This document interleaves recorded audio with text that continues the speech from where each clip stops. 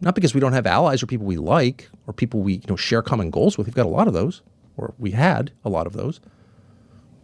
But because no two countries' interests are identical. Even identical twins, if you spend enough time around them, are different in ways you can perceive. No two anything are exactly the same. And nations, which are complicated,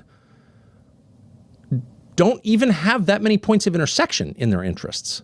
There's a lot that separates the national interests of two separate countries. So if you enter a war co-joined with another country, you're going to reach a point very soon where your interests diverge from those of your partner. And in a war, the stakes are very, very high. So you would never do that, ever. If you cared about your country, why would you do that?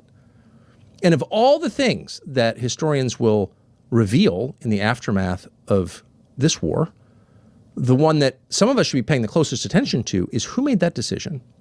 Who decided it was okay for the United States to be yoked to a foreign nation in the middle of a war with a country of 92 million people?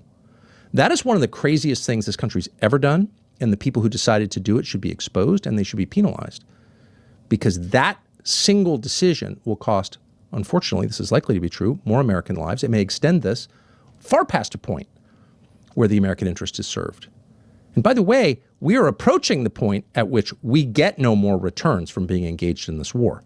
If you know that you're going to negotiate your way out of something in the end, in other words, if you're not going to destroy each other with nuclear weapons, demand total abject surrender, but if you think there's even a possibility you're going to have to negotiate your way out of something, you want to do it at the apogee of your power, at your most powerful point.